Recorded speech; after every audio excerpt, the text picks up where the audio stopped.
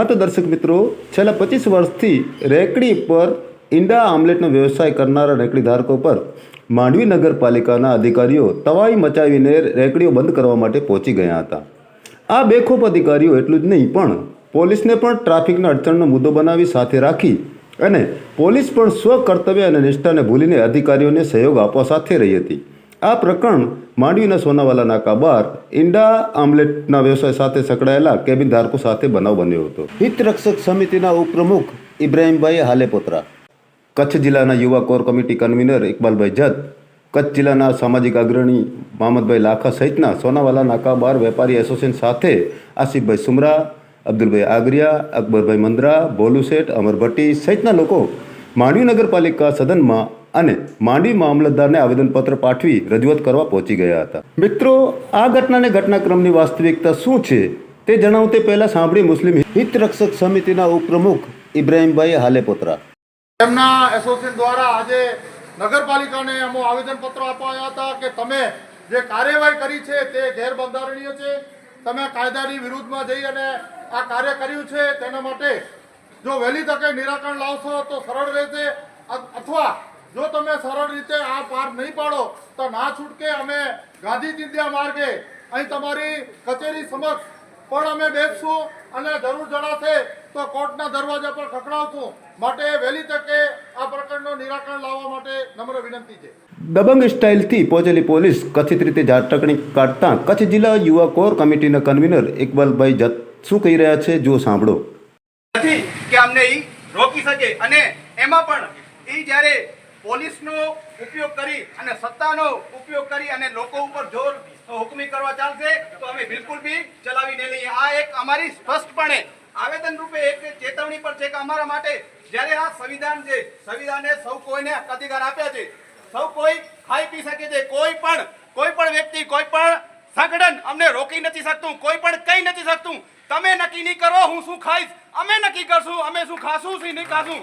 અમને આ અધિકાર છે અને પોલીસને પણ અહીંયા કહી દઈએ છીએ કે જ્યારે આજે આ લારી ગલ્લાઓ છે બિચારા રોજના 200 રૂપિયા 100 રૂપિયા કમાતા હોય એને બંધ કરાવો છો તો તમને જે દારૂ વેચાય છે, જે ડ્રગ્સ દેખાય છે એ તમને નથી દેખાતું? ખરેખર એને પકડો ને. માનવીય અભિગમ દાખવવાની જરૂર છે સતત. અને લગાતાર અમારા સંગઠન દ્વારા પણ અરજીઓ નાખેલી છે.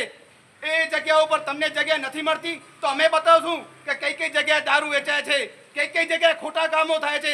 તે છતાંય આ એક મનસ્વી પ્રકારે આ જેમ મહમદભાઈ લાખાએ વાત કરી કે જેમ ધર્મ જોઈને કરવામાં આવે છે એ આતંકવાદ હતું, પણ અહીંયા ભારતમાં રહીને જાતંકવાદ કરી રહ્યા છે. લોકો વિરુદ્ધની અમારી લડાઈ છે અને ઇન્શાઅલ્લાહ લડાઈ છેક સુધી લડશું અને કાયદાકીય રીતે જમીની સ્તર ઉપર અને કાયદાકીય રીતે ન્યાયપાલિકાના દરવાજા ખખડાવવા હશે તો પણ ખખડાવશું. અને આવાજ આજે અહીંયા આવ્યા છીએ તો એમ ન થાય કે આવાજ જે છે એ કાનો સુધી પહોંચવી જોઈએ. અને મારા નારાને એક બુલંદ કરજો તો આ લોકોને ખબર પડે કે આ લોકો જાગૃત છે. ઇન્કલાબ जिंदाबाद, ઇન્કલાબ जिंदाबाद. पहले लड़े से गोरों से, अब लड़ेंगे चोरों से. पहले लड़े थे गोरों से, अब लड़ेंगे चोरों से. आवाज दो हमें, आवाज दो हमें. हम हमारा हक मांगते नहीं किसी से भीख मांगते, हम हमारा हक मांगते नहीं किसी से भीख मांगते, हम हमारा हक मांगते नहीं किसी से भीख मांगते. इंकलाब जिंदाबाद, इंकलाब जिंदाबाद, इंकलाब जिंदाबाद. મિત્રો, હવે આપણે જણાવું કે રેકડી ધારકો શ્રમજીવી, મજૂરી, મહેનત અને પરિશ્રમ વેઠીને પોતાનો પરિવારનો પેટીયું રડનાર માટે સુપ્રીમ કોર્ટ અને હાઈકોર્ટ શું આદેશ આપ્યા છે તે આપણે જણાવું.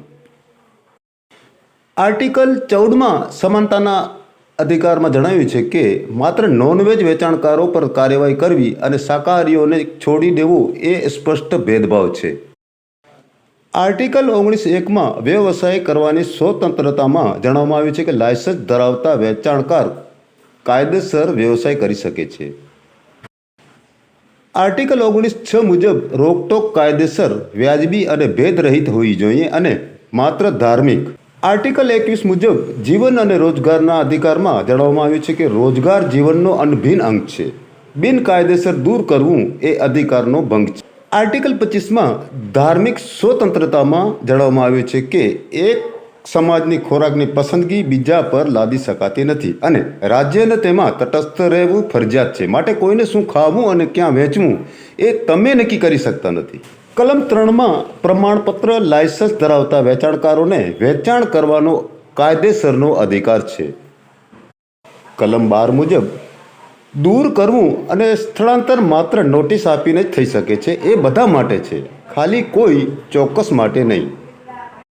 મિત્રો, એવા બધા ઘણા પ્રકારના ન્યાયાલયો ચુકાદાઓ આપ્યા છે કે માત્ર નોનવેજ વેચાણકારોને ટાર્ગેટ કરવું એ વ્યૂ પોઈન્ટ ડિસ્ક્રિમિનેશન છે, જે કોર્ટે અનેકવાર રદ કર્યા છે.